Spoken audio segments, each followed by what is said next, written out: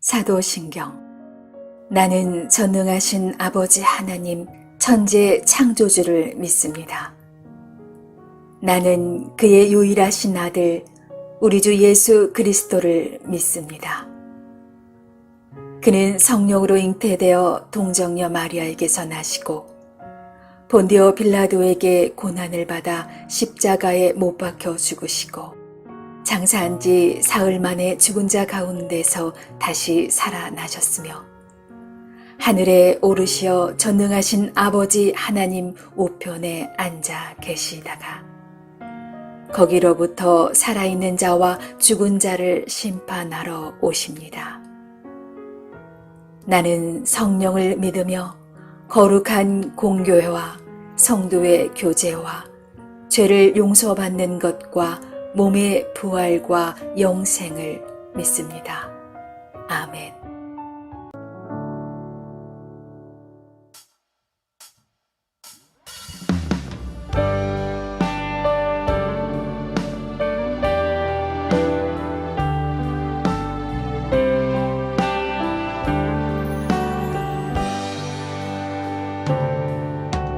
당신은 영광의 왕, 당신은 평강의 왕, 당신은 하늘과 땅의 주, 당신은 정의의 아들. 천사가 무릎 꿇고 예배하고 찬송하네.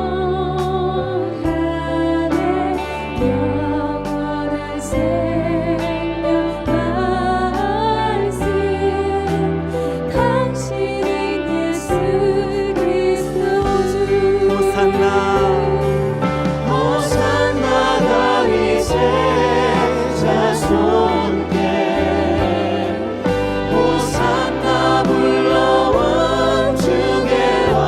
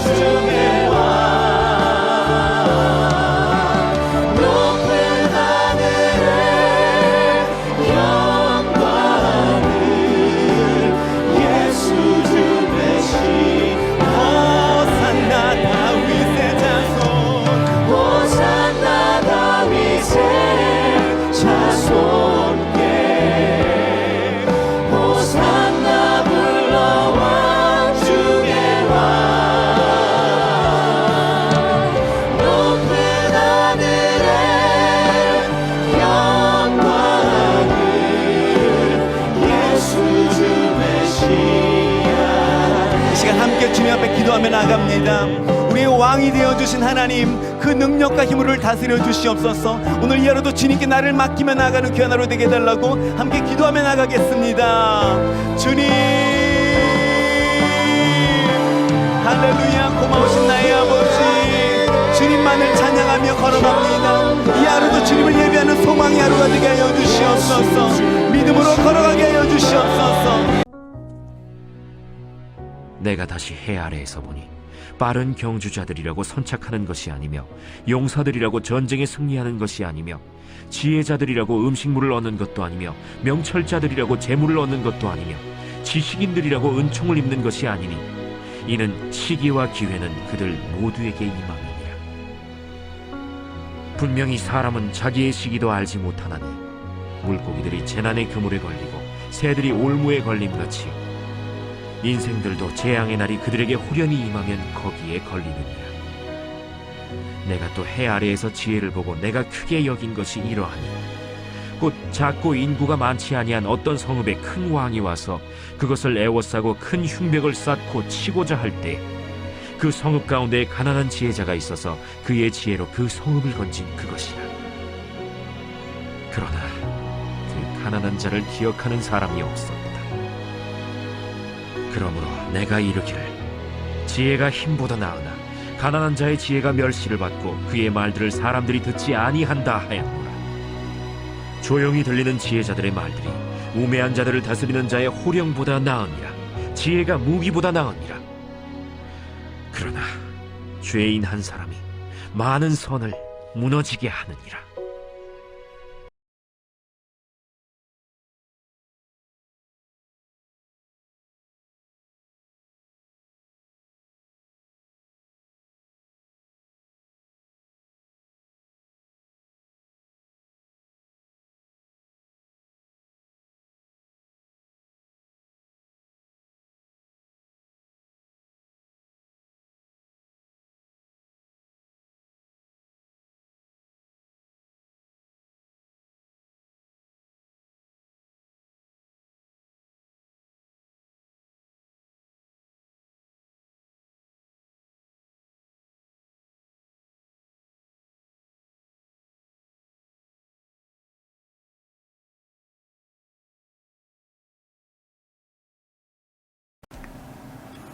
샬롬. 오늘 하루 하나님의 은혜와 평강이 우리 삶에 넘칠 수 있기를 원합니다. 모든 사람은 이 땅을 살아가는 동안에 영속적인 안락함이나 또는 평안함 같은 이 삶의 안정감을 추구하면서 살아갑니다. 그러나 오늘 말씀은 그러한 우리의 기대에 찬물을 끼얹고 있는 것 같습니다. 본문을 읽다 보면 우리 삶에 뭐 하나 확실한 게 없습니다. 그러나 이런 불확실성은 하나님께 대한 우리의 믿음을 오히려 유일한 대안으로 만들어주고 있습니다. 우리 삶에 100%란 존재하지 않죠. 만에 하나라는 경우의 수가 반드시 존재합니다. 그러나 에베소서 1장 11절을 보면 모든 일을 자신의 뜻대로 결정하시는 분이라고 하나님을 표현했습니다.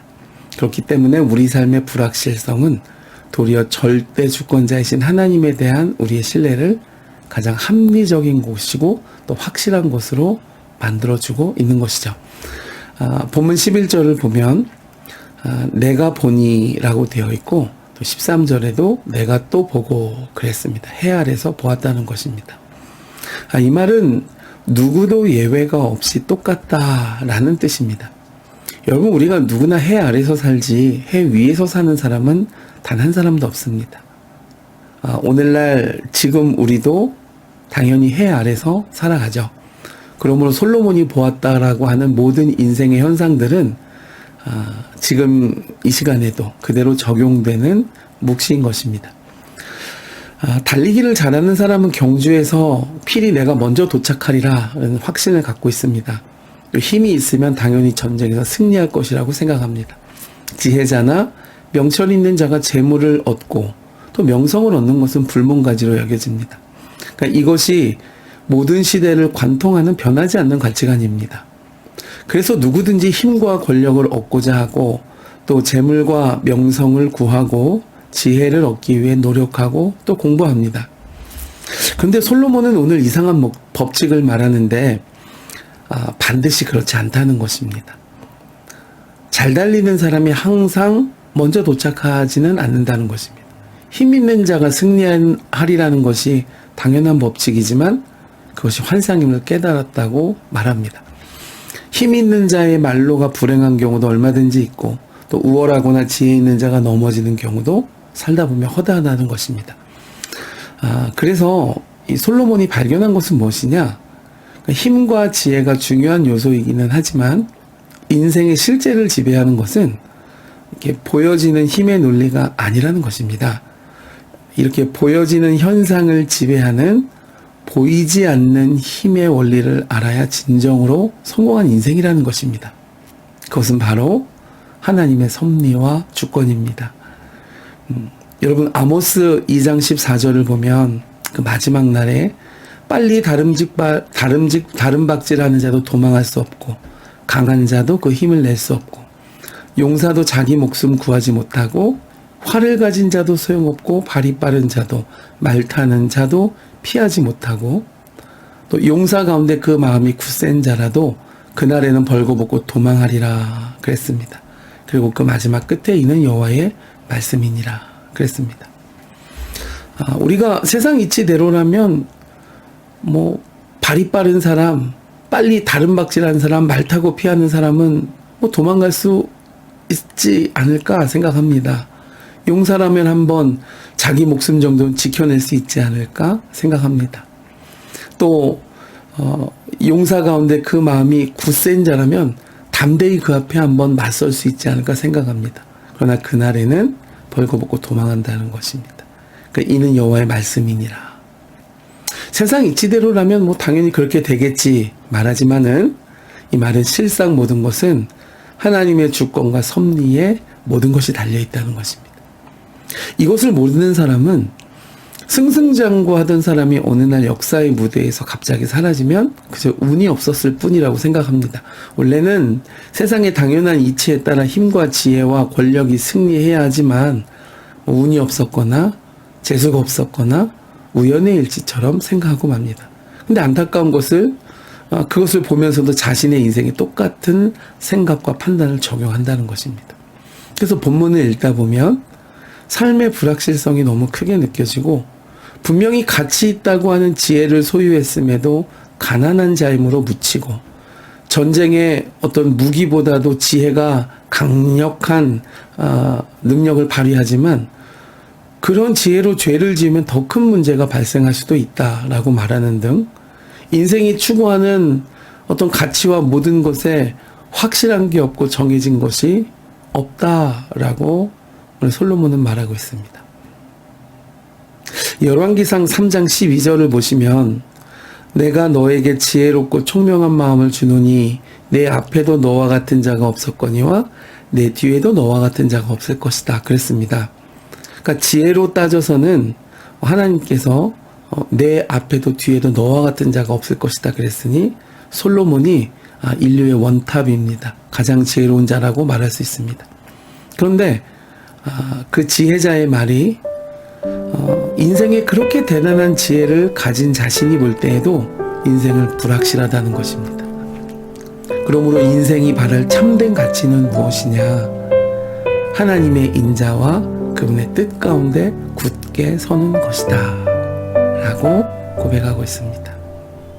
사랑하는 여러분, 오늘 하루 우리 삶에 그러한 은혜가 함께 하시기를 주님의 이름으로 축복해 드립니다.